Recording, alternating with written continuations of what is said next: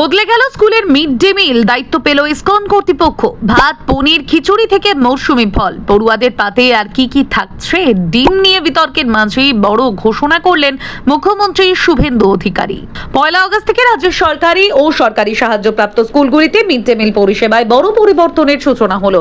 এদিন থেকে স্কুল পড়ুয়াদের জন্য মিড ডে মিলে খাবার সরবরাহের দায়িত্ব গ্রহণ করলো ইসকন। কলকাতার তারাতলায় তৈরি হওয়া অত্যাধুনিক কমিউনিটি কিচেনে উদ্বোধন করেন মুখ্যমন্ত্রী শুভেন্দু অধিকারী। উদ্বোধনী অনুষ্ঠানে উপস্থিত থেকে তিনি নিজেই রান্নায় হাত লাগান এবং প্রকল্পের আনুষ্ঠানিক সূচনা করেন। রাজ্য সরকারের দাবি, এই উদ্যোগের মাধ্যমে লক্ষ লক্ষ ছাত্রছাত্রী প্রতিদিন আরো উন্নত মানের স্বাস্থ্যসম্মত এবং পুষ্টিকর খাবার পাবে।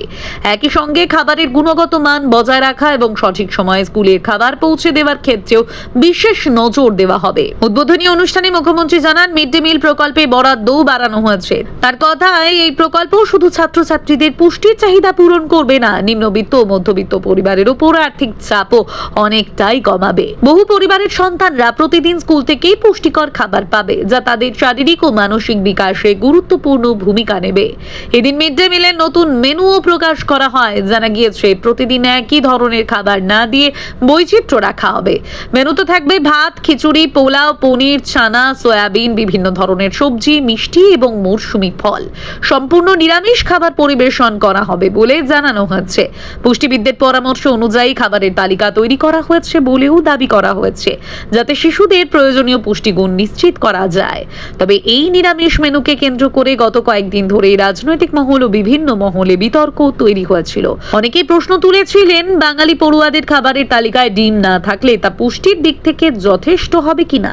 বিরোধীরা এই সিদ্ধান্তের সমালোচনাও করেন। এই বিতর্কের জবাব দেন মুখ্যমন্ত্রী শুভেন্দু অধিকারী। তিনি বলেন, ইসকন একটি আধ্যাত্মিক প্রতিষ্ঠান এবং তাদের নিজস্ব ধর্মীয় ও সাংস্কৃতিক রীতি রয়েছে। সেই ঐতিহ্য মেনেই তারা নিরামিষ খাবার পরিবেশন করবে। সরকার সেই রীতিকে সম্মান জানায় এবং তাদের নীতিতে কোনো ধরনের হস্তক্ষেপ করতে চায় না।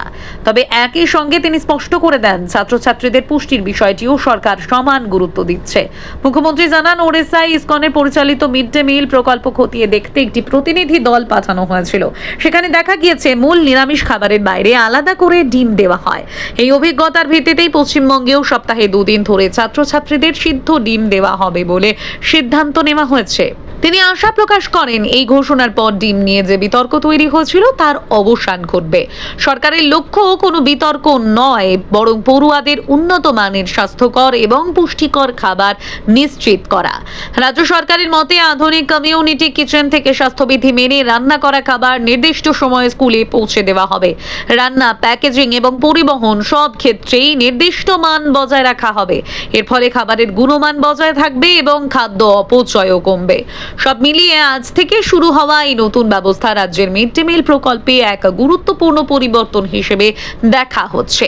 পুষ্টিকর নিরামিষ খাবারের পাশাপাশি সপ্তাহে 2 দিন ডিম দেওয়ার সিদ্ধান্ত ছাত্রছাত্রীদের পুষ্টির ভারসাম্য বজায় রাখতে সহায়ক হবে বলে মনে করছে রাজ্য সরকার।